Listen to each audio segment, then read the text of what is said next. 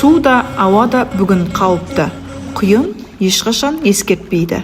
Сіздермен бірге Бану ТВ арнасы. Елестетіп көріңіз, тыныш тұрған су бір сәтте ол айнала бастайды. Ал одан кейін артқа қайту жоқ. Бұл жай толқын емес, бұл судың ішіндегі өлім қақпасы. Судағы құйын қалай пайда болады? Судағы құйын жай ғана айналу емес, ол су қабаттарының қысым айырмасынан пайда болады. Нақты қалай? Әртүрлі бағыттағы ағыстар түйіскенде, мысалы, өзен мен теңіз түйіскенде, екі қарсы ағыс соқтығысқанда судың бір бөлігі жоғары қарай, бір бөлігі төмен қарай қозғалады. Бұл көбіне бөгет, шлюз, терең шұңқыр немесе жартастың маңында және тағы басқа жерлерде де кездесіп жатады.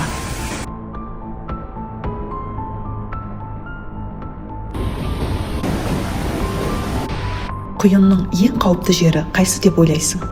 Құйынның ортасы емес, оның айнымалы жиегі ең қауіпті. Себебі ол адамды бүйірінен тартады, аяқ пен денені бұрып жібереді, бағыттан адастырады. Сондықтан адам не болып жатқанын түсінбей жатып әлсірейді. Киноларда көрсеткендей, құйын су астына бірден жұтып жібермейді. Бірақ күшті ағыс, ауа жетпеуі, бағытты жоғалту адамды өлімге дейін жеткізеді. Сондықтан шомылып жүрген кезде құйынды көрсеңіз, одан қашуға тырысыңыз. Су әрқашан өмір емес, кейде ол ақырын келетін өлім. Мыңға жетуге аз қалдық. Қолдау білдіріп, каналға тіркеліп кет. ақш-та жыл сайын шамамен 1000-ға жуық торнадо тіркеледі. Бұл басқа елдермен салыстырғанда ең жоғарғы көрсеткіш. Сондай-ақ ақш-та әр жыл сайын бірнеше адам қаза тауып, жүздеген адам зардап шегеді. Тарихтағы ең үлкен торнадо 1989 жылы Бангладештің Даулатпур, Сатурия ауданында болған. Тарихтағы ең үлкен адам шығыны көп болған торнадо болып есептелінді. Оның салдарынан шамамен 1300-ге жуық адам қаза тапты, 12 мыңнан астам адам жараланды, 80 мыңнан астам адам үйсіз қалды. Неге Бангладеште адам шығыны көп, ал ақш-та адам шығыны аз?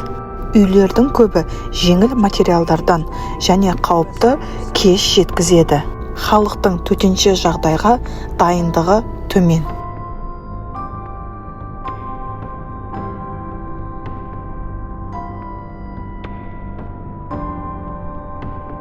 Бұл тарихтағы ең адам шығыны көп құйын болды.